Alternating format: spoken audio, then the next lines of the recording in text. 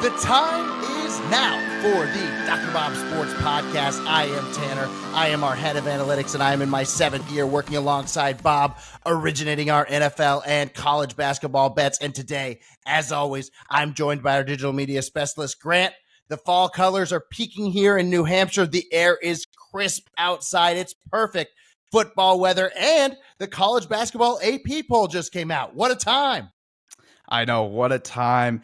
We do not have the fall colors here in Vegas. The palm trees are still looking pretty green, but no complaints. We're getting college basketball soon. It doesn't get much better than this. So we've got our first college basketball segment at the end of this pod, but this is NFL talk right now, so let's jump right in it. And our first segment is where we will be grading these script writers on how they did for episode 6 of this NFL season. And we've got our eyes set on the Browns versus 49ers game. It was a tight one. The entire second half, after forcing a 3-and-out with under 3 minutes to play, the Browns got the ball back down 1 point. They marched their way down the field, setting up a Dustin Hopkins 29-yard field goal. The 49ers got the ball back, but they would snap their 15-game regular season win streak as rookie kicker Jake Moody missed a 41-yard field goal with 6 seconds remaining. But McCaffrey's touchdown did extend his streak to 15 straight games, and he's too shy of the NFL record, but it looks like his status is in jeopardy this week. Yeah, and if I'm the 49ers, honestly, I might sit McCaffrey.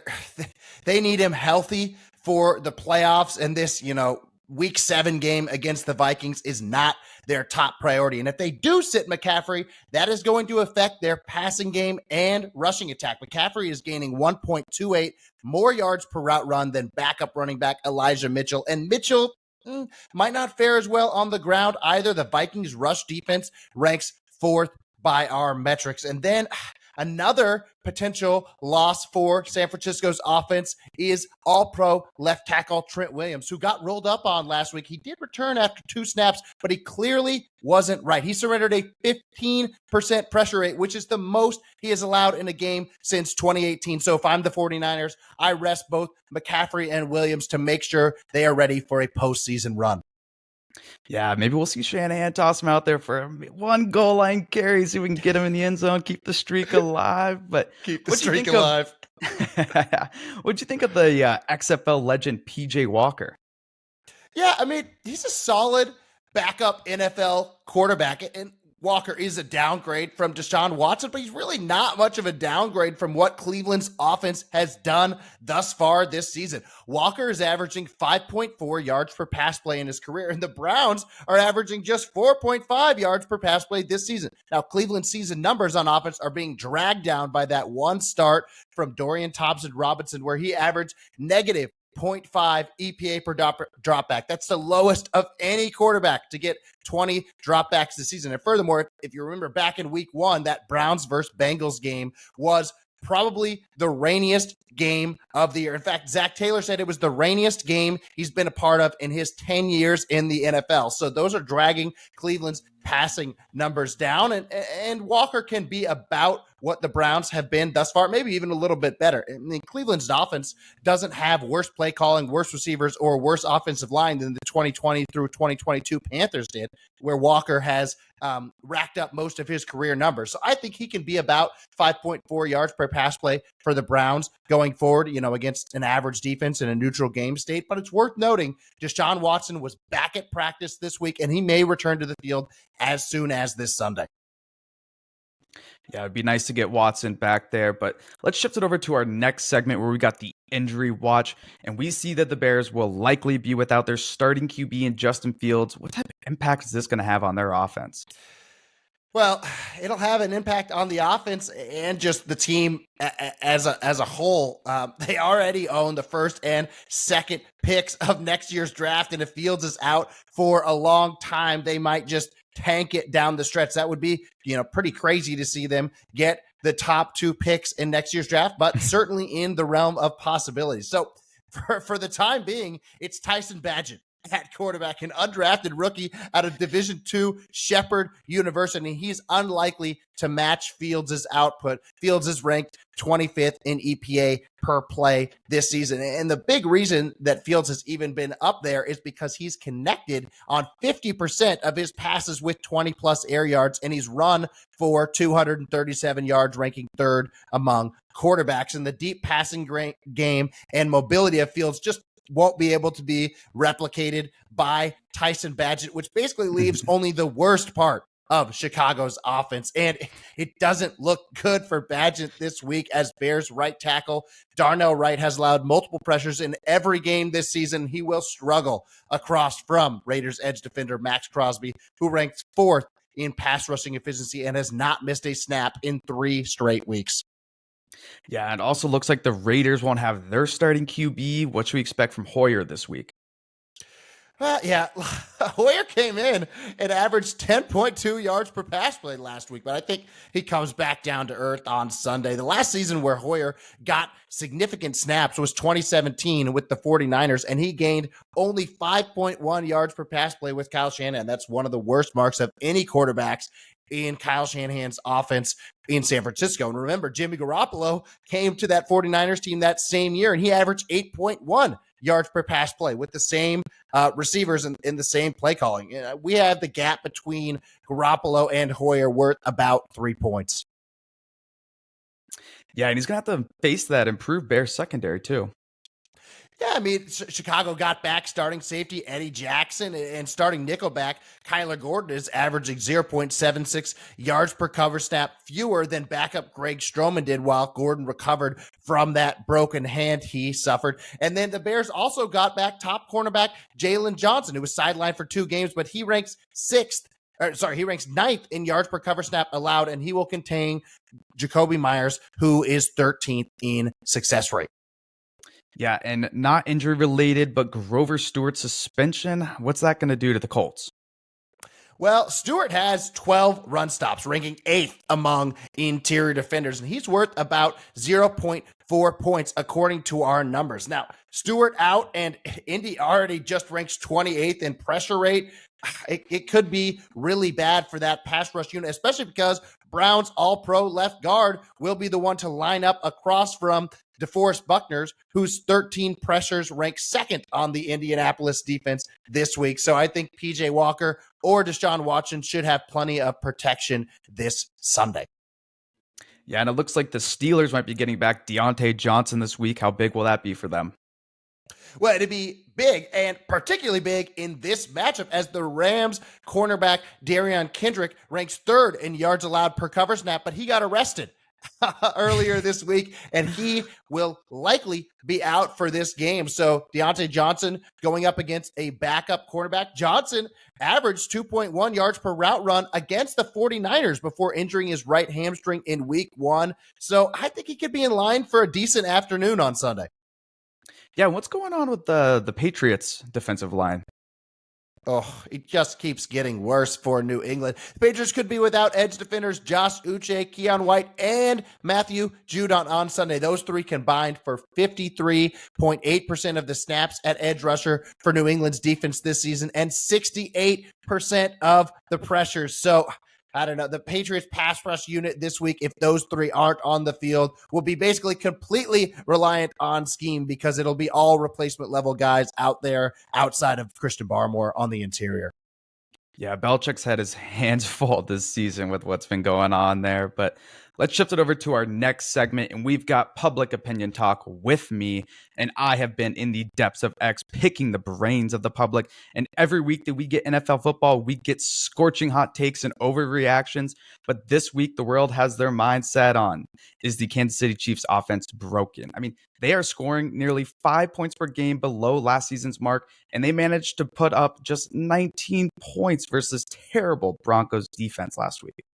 Yeah, that was a little bit fluky. The Chiefs had 5 red zone trips and only got 1 touchdown out of them. They actually had a 51% success rate in the game, which was the 2nd highest of all the week 6 offenses. And Travis Kelce had 7 receptions on hitch routes. It seemed like he was constantly open. He would just run 8 to 10 yards, turn around, find that soft spot in the zone, and be open for Travis Kelce. That was the most receptions on hitch routes of any receiver in the last 5 seasons, but I don't think those will be available for the All-Pro tight end this week, as the Chargers rank 7th in EPA per target allowed to tight ends, and linebacker Eric Kendrick is 3rd in forced incompletions per game.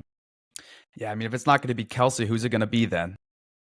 Well, I don't know. I mean, Kansas City's wide receivers have not shown the ability to separate early in their routes. And as a result of that, Patrick Mahomes leads the league with 192 yards scrambling this year. And he's going to have to continue using his legs this week, especially if Kelce is locked up. And Mahomes is averaging 7.6 yards per carry against Brandon Staley's defenses in his 4 games versus the Chargers since Staley got there.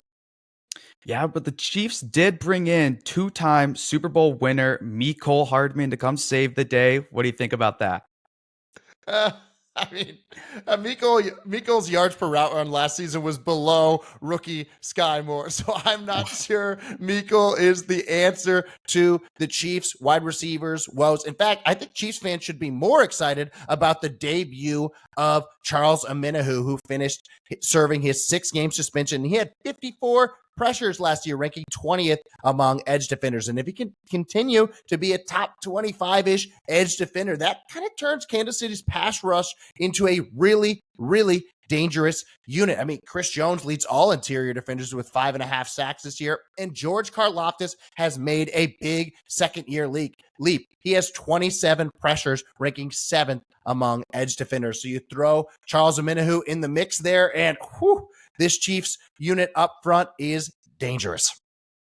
Yeah, don't get me riled up with that. For the people that haven't watched, I'm a little bit of a Chiefs homer here, but let's shift it over to our next segment. And we've got stock up, stock down. Whose stock are you buying right now? Well, I'm going to say Seattle's secondary, because they made a shrewd move, moving first-round rookie cornerback Devin Witherspoon to nickelback, and I think it's transformed their defense. So Witherspoon is physical enough in the run game to kind of act as a linebacker. I mean, Seattle's defense is conceding just a 25% rush success rate the last 2 games with Witherspoon in the slot, compared to a 34% rush success rate allowed in the first 3 weeks. And Witherspoon can hold up in coverage as well. I mean, he allowed just 14 yards on 5 targets into his coverage last week against the Bengals. And you got Witherspoon in the slot. And then on the outside, Tariq Woolen is 18th in yards allowed per cover snap. Jamal Adams is back to play alongside Pro Bowl safety Quandre Diggs. So I like the way this Seahawks secondary is shaping up. All right, I like that one, but who's got their stock trending down this week? Stock down, Buccaneers coaching staff. And I don't know whether to blame offensive coordinator Dave Canales or head coach Todd Bowles, but the Buccaneers are running the ball way too often. In fact, Tampa Bay's offense ranks 9th in run rate adjusted for situation, despite losing 0.2 points every time they have a carry. And it's probably going to continue this week, banging their head against the wall on Sunday against a Falcons defense that leads the NFL in EPA per rush allowed. Yeah, I mean, what should we expect when Baker drops back to pass this week? Well, when Baker drops back to pass, I think he's going to face some collapsing pockets. Atlanta interior defenders David Onyemata and Grady Jarrett have combined for 28 pressures, and 64% of Tampa Bay's pressures along the line this year have been at fault of the interior offensive line, which is the second most in the NFL. And then Buccaneers wide receiver Chris Godwin ranks 17th in success rate, and he will be limited by Jeff Okudah, who is 2nd in yards per cover snap allowed. So I don't know. I mean, the Falcons seem to be running the ball way too often, given the efficiency that they're getting out of their ground game. But the passing game doesn't look like it has very good matchups this week either. And this is a crucial game for Tampa Bay. Their playoff odds would drop to about 40% with a loss this week. So they need to get a win in division against Atlanta on Sunday. Yeah, that's going to be a big game to watch, but let's shift it over to our next segment. We got the weather of the week. How's it looking out there? Well, it looks like it could be humid and wet in Seattle, but it could also rain in New England. And there we could see 30-mile-an-hour wind gusts. So last year, both the Patriots and Bills games closed with a total of 43.5. And we're seeing this total this week down to 40. But part of that could be due to Josh Allen's AC joint sprain. He's practicing, but people might be concerned a little bit, especially with how we saw him perform with his elbow injury down the stretch last season. Still, it could be ugly this week in Foxborough. All right, let's shift it over to our DraftKings player of the slate. Who is your guy for this week? I'm taking Lamar Jackson at 7,600 on DraftKings. So Jackson had 13 carries for 62 yards last week against the Titans, putting him at 3 games with 50-plus rushing yards this year. And he's now at 50 career games with at least 50 yards on the ground, putting him only 4 games shy of Michael Vick's record. And I think he adds to that tally this week. I mean, Detroit defensive coordinator Aaron Glenn is known for struggling against mobile quarterbacks. The Lions are one of 2 defenses since the start of 2021 when Glenn took over the job to surrender more than 1,000 rushing yards to opposing quarterbacks. And those quarterbacks are averaging 5.5 yards per carry against Glenn's defenses, which ranks 31st in the NFL. Yeah, and it looks like he might have his offense back to full strength too, right? Yeah, I mean, they missed a couple of games with starting wide receivers. Odell and Bateman were banged up there for a little bit. And Baltimore's 5 starting offensive linemen were healthy for the first time since week 1 last game. And they were one of only 4 lines that didn't allow a sack or quarterback hit in week 6. And a big part of that was right tackle Morgan Moses back in uniform. He ranks 7th in pass blocking efficiency, and he will shut down Lions edge defender Aiden Hutchinson, who is 3rd in pressures this season. The Lions are without starting safety CJ Gardner-Johnson, leaving a gap in that defense for Ravens tight end Mark Andrews, who ranks 3rd in EPA per target. All right, we've got an absolute banger for Sunday night primetime preview between the Miami Dolphins versus the Philadelphia Eagles. We know that this Eagles defense is full of dogs, but I don't think the NFL has seen an offense like the Dolphins in a long, long time. I mean, how good has this offense been so far? They're averaging 37 points per game and 8 yards per play. That's insane. The highest we've seen in a decade. To put it in perspective, San Francisco's offense is 2nd in both of those categories at 6.5 fewer points per game and 2 fewer yards per play. And the Dolphins trailed 14-0 last week, but the offense comfortably dug them out of that hole, and they went on to beat the Panthers soundly by 3 touchdowns. Yeah, I don't think it hurts to have a guy that runs faster than the speed limit and he's doing backflips in the end zone either. I mean, Tyreek looks like one of, if not the league's best receiver right now. Yeah, and he caught 4 of his 5 deep targets for 139 yards versus Carolina, and he's now on pace for 2,306 yards this season. Now, the Eagles should have Pro Bowl cornerback Darius Slay back on the field this week to try and contain Hill on the outside, but Miami head coach Mike McDaniel might move Hill away from Slay. Yeah, and I think the Eagles secondary needs to lay off the bench press or something because they keep losing guys to pec injuries.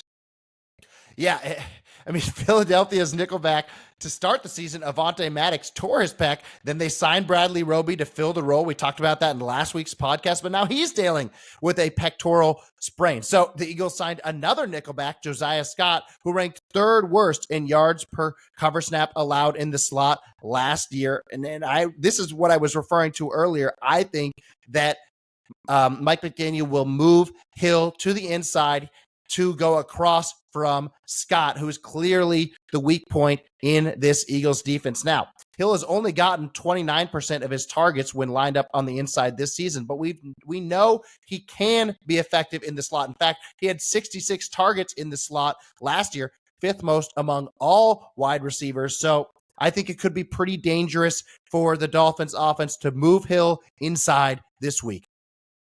Yeah, and it looks like the Eagles are suffering a couple other injuries in the secondary. I mean, is this going to be something that Miami will exploit? Yeah, I mean, certainly, especially if they move Hill inside. I mean, Tua's leading the NFL, averaging 11.1 yards per attempt on throws in the middle of the field. And Eagles starting safety Reed Blankenship was injured in the third quarter last week and is likely out for this game. And they were already without safety Justin Evans, so they might have to throw into the fire third round rookie Sidney Brown, who hasn't even been active since week 3. So now you've got Josiah Scott, you've got Sidney Brown out there trying to defend between the numbers against this Dolphins attack. That is exactly why I think McDaniel will move Hill and Waddle potentially on the inside, because the Eagles cornerback James Bradbury ranks 10th in yards allowed per cover snap. And Bradbury and Slay are going to be a challenge for these Dolphins wide receivers on the boundary. Yeah, and it looks like Jalen Carter should be back. I mean, this guy's probably going to cause some trouble on this Dolphins O-line that's a little banged up.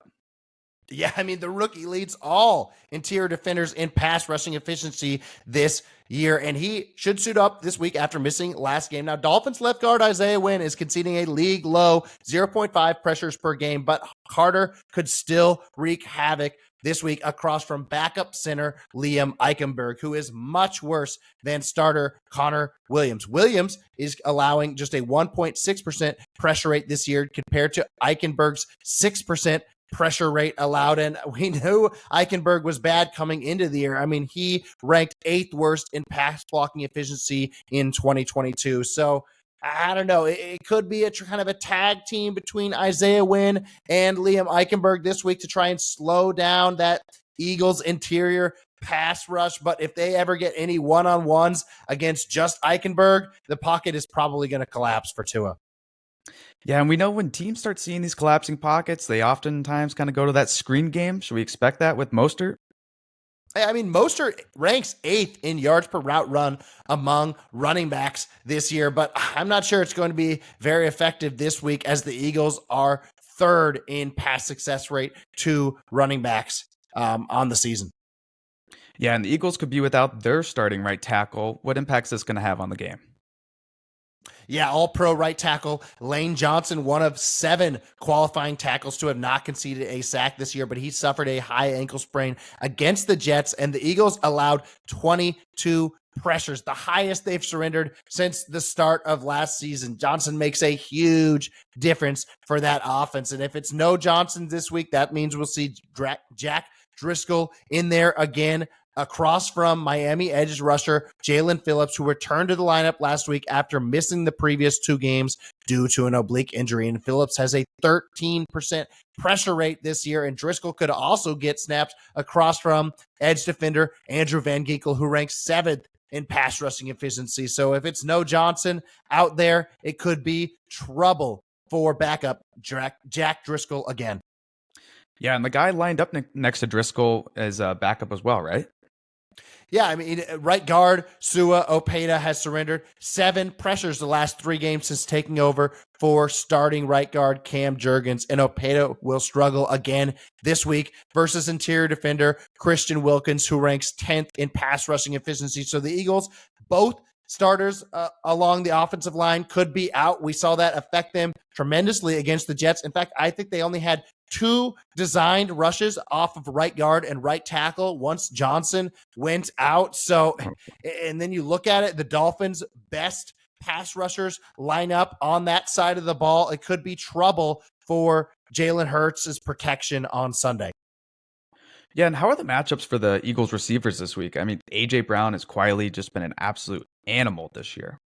Yeah, he's 10th in EPA per target. He could line up across from backup cornerback Justin Bethel this week, because starting cornerback Xavier Howard is likely out. Now, the other receiver, Devonta Smith for the Eagles, is dealing with a hamstring injury that could affect him in this game if he does suit up. So it should be a healthy dose of A.J. Brown on Sunday. Yeah, what's Jalen going to need to do to have success this week? Well, he's going to need to use his legs. I mean, we talked about how the pockets will be collapsing for him. So I think it'll be a lot of RPOs to A.J. Brown and just a lot of read option for Jalen Hurts. The Eagles lead the NFL in our ground game metrics, and the Dolphins rank 25th in EPA per rush allowed. So when it all comes out into the wash, our model makes the Eagles a 1.3 point favorite with a predicted total of 49.0. So not really an edge on the side or total in this Sunday night matchup. All right. Well, we've got our primetime prop, and you are 4-2 so far this year. What are you going to go with Sunday night? I'm going to go with Jalen Hurts over 45.5 rush yards. So Dolphins defensive coordinator Vic Fangio loves to play with light boxes. Dolphins are going to be extremely cautious in the secondary without top cornerback Xavier Howard, like we talked about. So it could be even more soft coverage than usual, and there'll be a ton open up underneath for Hurts to run. Hurts had 15 carries and 75 rushing yards 2 weeks ago versus the Rams, who used that same too high cover six defensive style as the Dolphins. So I think we could see Hurts get at least 10 rushes on Sunday night, and he is likely to go over his rushing yardage prop. I like it, but let's switch gears. Let's move over to our final segment. You and the college basketball team have been going through every school for the past month. Are there any bets standing out? Yeah, the bet that's standing out to me is Tennessee to make the Final Four at 10-1. And I know everyone's first reaction here is that Rick Barnes can't win in the tournament, but these trends have a tendency to be overhyped due to the small sample and volatility of college basketball's postseason. I mean, it wasn't long ago that we saw people talk about how Jay Wright or Scott Drew couldn't win the big one, and neither of those guys had ever made a Final Four prior to their national title runs, and Barnes has made a Final Four. He made it in 2003. So I think that these trends have a tendency to be true until they're not. I mean, we saw the same thing with Virginia and Tony Bennett, people saying his style couldn't win in March. So I think that Barnes is likely to break the trend this year. It looks like they're bringing back a lot of guys from last year's roster. I mean, what was the expectation going into last year's tournament? Well, the Vols going into last year's tournament were listed at 10-1 Final Four odds. It's the exact same price we're seeing right now. They were rated about 15th in market, but that was mostly due to them not having starting guard Zakai Ziegler. He was one of only 2 point guards in the country with an assist rate above 35% and a steal rate above 4%. Tennessee actually ranked 4th in KenPom on the day that Ziegler tore his ACL. So, you expect Ziegler to be back there this March, and it's surprising to me to see Tennessee's Final Four odds the exact same as they were when they did not have Ziegler. Yeah, that's kind of weird. I mean, what can we expect from Ziegler this year? Well, ACL injuries typically take around 8 or 9 months to heal properly, and the 2023-24 season starts 8 months and 1 week after Ziegler tore his ACL. So, I don't know, he might not be available for that opener against Tennessee Tech, but I certainly expect him to be back at full strength come the NCAA tournament this year. Yeah, and do you think Tennessee's defense is going to remain elite? I mean, it looks like they finished first in KenPom last year.